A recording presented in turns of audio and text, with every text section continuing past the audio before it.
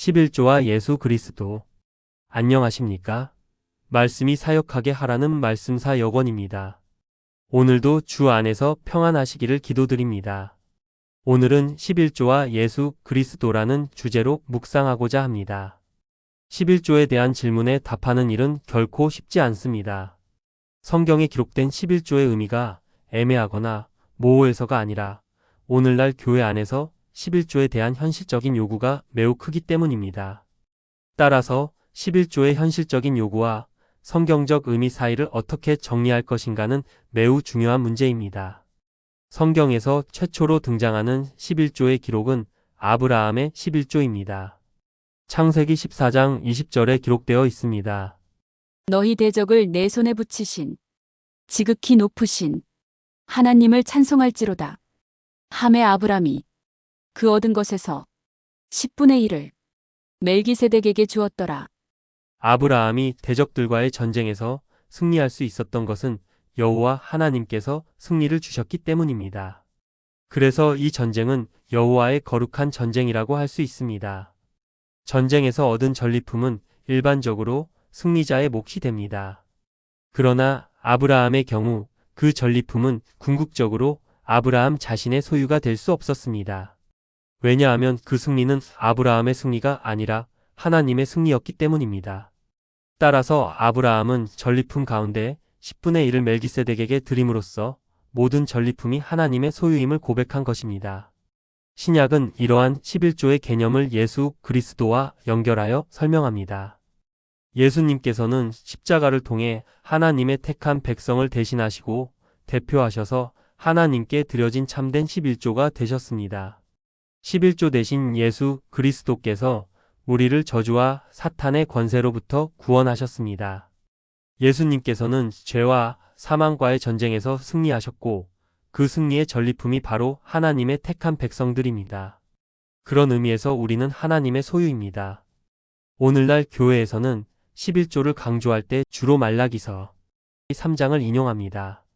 11조의 정당성을 설명할 때 말라기서의 말씀을 근거로 제시합니다.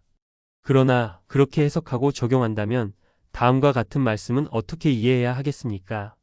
말라기 3장 9절은 이렇게 말씀합니다. 너희 곧 온 나라가 나의 것을 도둑질하였으므로 너희가 저주를 받았느니라. 11조를 하지 않으면 이미 저주를 받았다고 말씀합니다. 그렇다면 오늘날에도 11조를 하지 않는 사람은 저주받은 자라고 말해야 합니까? 우리가 분명히 알아야 할 것은 구약의 말라기서에서 말하는 11조는 단순한 헌금의 문제가 아니라 생명과 복, 그리고 저주의 문제와 연결되어 있다는 사실입니다. 그런데 구약에서 생명과 저주는 하나님의 약속과 제사와 깊이 연결되어 있습니다. 그만큼 약속과 제사는 생명 그 자체였습니다. 따라서 말라기서의 11조가 생명과 저주와 관련되어 있다면 그것은 결국 약속과 제사의 맥락 속에서 이해되어야 합니다. 그리고 신약에서 그 약속과 제사는 오직 예수 그리스도를 통해 성취됩니다. 결국 11조 역시 예수 그리스도와 연결되어 있는 것입니다. 그렇다면 오늘날 교회에서의 11조 헌금은 의미가 없다는 말입니까? 결코 그렇지 않습니다. 오늘날 11조는 어떤 의미를 가질 수 있습니까? 그것은 11조를 통해 나의 모든 것이 하나님의 것임을 인정하고 고백하는 믿음의 표현이라는 점입니다. 다시 말해 11조는 하나님의 주권을 인정하는 신앙 고백의 한 부분입니다. 또한 11조와 각종 헌금의 정신은 예수 그리스도의 복음을 증거하는 수단이 됩니다. 이런 의미에서 예수님께서 11조에 관하여 하신 말씀은 우리에게 매우 중요한 교훈을 줍니다. 마태복음 23장 23절입니다. 화 있을진저 외식하는 서기관들과 바리새인들이여 너희가 박하와 회향과 근처에 11조는 들이되 율법에 더 중한 바 정의와 긍휼과 믿음은 버렸도다. 그러나 이것도 행하고 저것도 버리지 말아야 할지니라. 마태복음 23장은 하나님의 아들이신 예수 그리스도를 거부한 서기관들과 바리새인들에게 예수님께서 화를 선언하시는 말씀입니다. 그 가운데 11조와 관련된 책망도 포함되어 있습니다. 그들은 율법에 따라 형식적인 11조는 철저히 드렸지만 정작 그 11조의 성취자로 오신 예수 그리스도를 거부하고 있었습니다.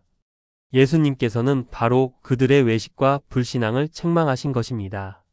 오늘날 우리의 11조와 헌금 역시 하나님께 드려지는 참된 예물이 되기 위해서는 반드시 예수 그리스도와 연결되어야 합니다. 왜냐하면 하나님께서는 예수 그리스도를 통하지 않고는 그 어떤 것도 받지 않으시기 때문입니다. 구약 성경은 고아와 과부와 나그네를 돌보라고 말씀합니다. 그들은 다른 사람의 도움이 없이는 살아가기 어려운 자들이었습니다. 하나님께서는 이스라엘 백성들에게 자신들도 과거 애굽에서 나그네와 같은 삶을 살았음을 기억하며 이웃에게 사랑을 베풀라고 명령하셨습니다. 그래서 11조와 헌물을 하나님께 드리도록 하셨습니다. 그러나 이스라엘은 하나님의 말씀에 순종하지 않았습니다. 11조와 헌물이 제대로 드려지지 않자 성전 창고는 비게 되었습니다. 그렇게 되면 11조로 생활하던 레위인들은 더 이상 성전 사역을 감당할 수 없게 됩니다. 결국 이스라엘은 성전 제사와 이웃 사랑이라는 하나님의 말씀에 순종하지 못하게 되는 것입니다. 따라서 예수 그리스도 안에서 하나님의 사랑을 실천하는 행위로서의 11조와 헌금은 오늘날 우리에게도 여전히 중요한 의미를 가집니다. 이상은 말씀사 여건의 말씀이 사역하게 하라였습니다.